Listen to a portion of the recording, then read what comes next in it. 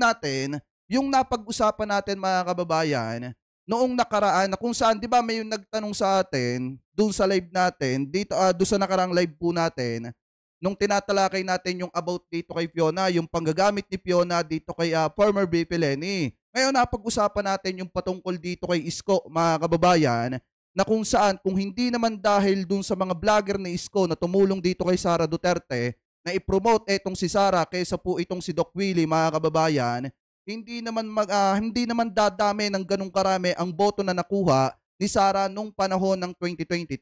Dahil kung titingnan natin mga kababayan, yung galawan kasi ni Sara Duterte at yung galawan ni Isko pagdating po sa politika, talagang parehas na parehas mga kababayan. Na kung saan di umano kinakailangan nila manggamit ng tao para makuha nila yung kasikatan, mga kababayan, na hinahanap po nila sa madalit salita para mapag-usapan sila. So ngayon kung titingnan po natin, nakakita tayo ng balita kahapon na kung saan ayon daw sa kampo nitong si former VP Lenny, eto daw pong si former VP Lenny mga kababayan ay nagamit ng partido nitong si Sara Duterte para gumawa po ng ingay at mapag-usapan ulit etong si Fiona. So ngayon pakinggan po natin itong nakita nating balita galing po sa News 5 na kung saan sinasabi dito mga kababayan na kampo ni ex-VP Robredo sa pagbisita ni Duterte, nagamit kami.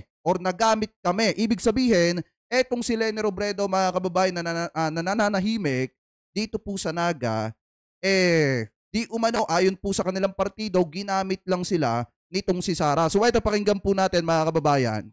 Naniniwala ang kampo ni dating Vice President Leni Robredo na ginamit lang silang pampaingay nang bisitahin siya ni Vice President Sara Duterte sa Naga. Nilinaw din ang kampo ni Leni na malabo ang Duterte-Robredo tandem. Nasa frontline na balitang yan, si Kari Kaitor.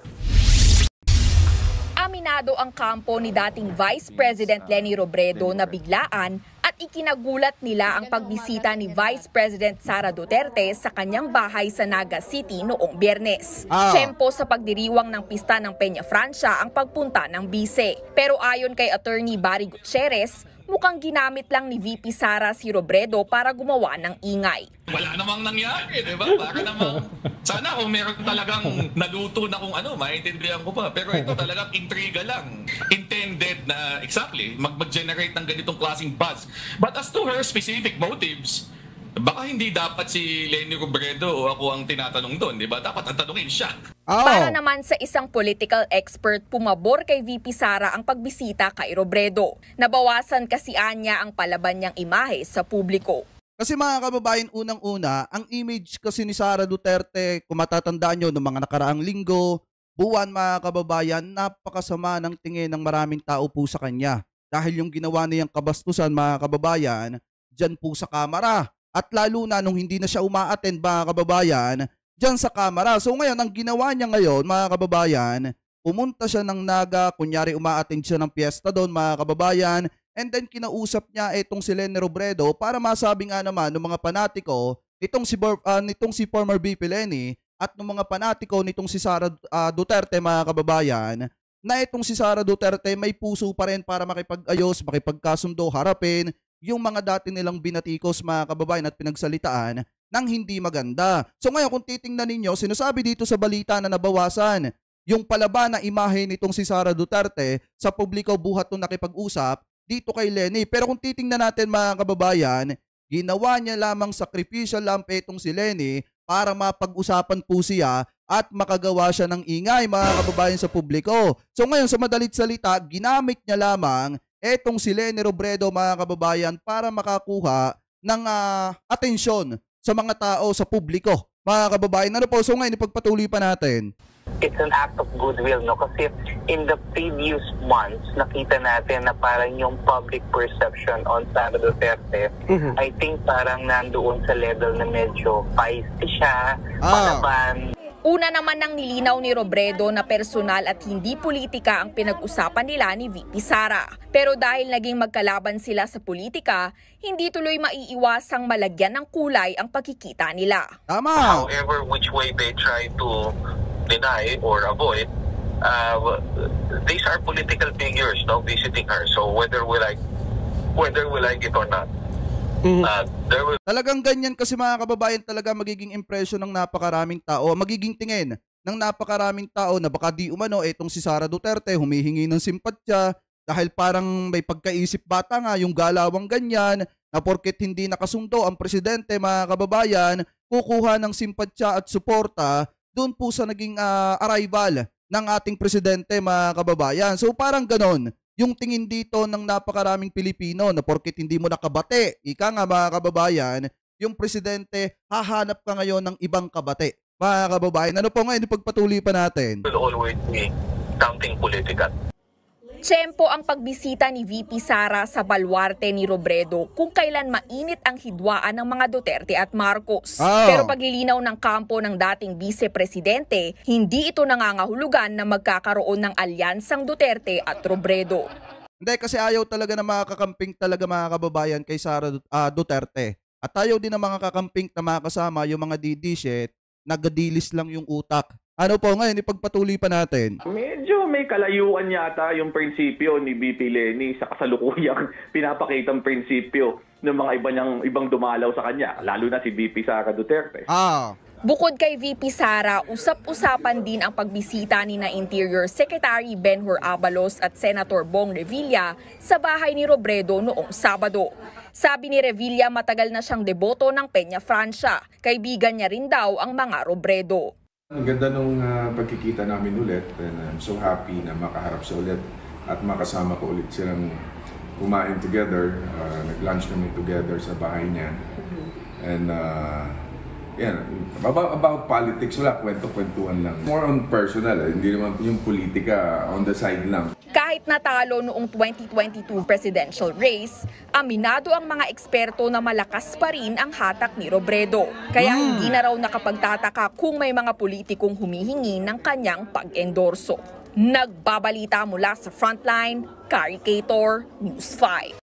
So maliwanag mga kababayan, sinasabi dyan na pakiramdam ng grupo ni former VP Leni na ginamit lamang po siya or ginamit lamang po sila nitong si Sara Duterte para pag-usapan ng publiko at gumawa ng ingay. Ngayon mga kababayan, pagka napapakinig natin yung usapang mangga gamit mga kababayan, talagang papasok sa isipan ng publiko na yung ginawa nitong si Sara Duterte parang kahalintulad mga kababayan or kamukha nung ginawa nitong si Isko na kung saan mga kababayan nung 2022 nung kasagsagan ng kampanya, saglip na hindi niya pabayaan or saglip na tutukan niya itong si Doc Willie para pareha silang makatungtong dun sa pag-asa nila na maging victory sa laban ng presidential at national election mga kababayan ng 2022. Ang nangyari kasi nung panahon ng kampanya, kung titingnan po natin mga kababayan, saglip na ang bitbitin nitong si Yorme, nitong si Isko, sa baluarte nitong si Sara Duterte, yung tandem ni Isko at saka ni Sara, yung binitbit niya.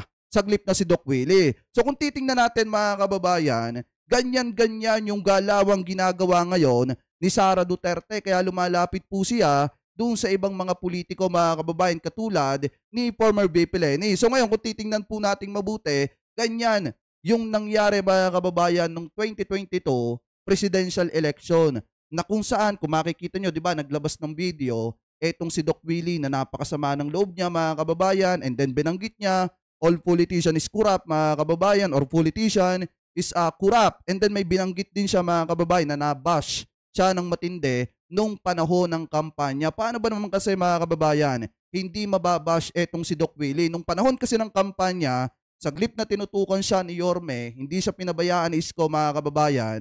Ang ginawa niya, mas tinutukan, especially ng mga vlogger niya, na i-promote etong isa tandem kaysa etong tandem ni Doc Willie at saka nitong si Isko. Alam niyo ba mga kababayan, sa totoo lang, kung si Doc Willie tumakbo sa pagkasenador, panalo yan noong 2022 presidential election, 2022 national election. Kaso nga lang ang tinakbuhan niya, vice presidente, dahil nga siguro walang makuha itong si Isko mga kababayan, nakatandem. So ngayon, ang nangyari, saglip na tutukan niya si Doc Willie, pinabayaan niya, mas pinili ng mga vlogger nila mga kababayan na etong i-promote kesa yung tandem ni Isko at saka ni Doc Willie. Kaya nga kung matatandaan ninyo, nung 2022 presidential election, Nung nakita ni Doc Willie to, ito yung sinabi ni Doc Willie, mga kababayan. Ayan, napakaliwanag naman.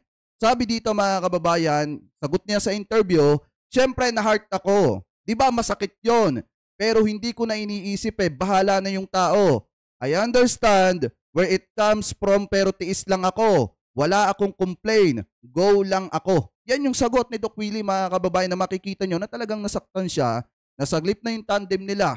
Nitong si Isko, yung binitbit ni Isko dun sa baluarte nitong si Sara, tandem ni Sara at saka ni Isko, yung binitbit nitong si Isko, mga kababayan. Kaya nga kung titingnan natin yung ganyang klase ng galawan ni Isko, mga kababayan, at saka ni Sara ngayon, parang iisa lang, mga kababayan, na di umano pumapasok sa salitang manggagamit. Gumagamit sila na mapapakinabangang tao para makuha nila yung popularidad na hinahanap po nila, mga kababayan, pagdating sa publiko para mapansin sila ng napakaraming tao at makuha nila yung posisyon na inaasam-asam po nila. Kaya kung titingnan natin, kung makikita ninyo nung nagsalita si Doc Willie dun sa video na inilabas po niya, talagang may laman yon, mga kababayan, dahil nabatikos po talaga siya ng matindi nung panahon ng 2022 national election. Dahil nga walang gaanong vlogger na nagtatanggol kay Doc Willie dahil ang isinisigaw ng mga vlogger ni Isko, mga kababayan, isa tandem.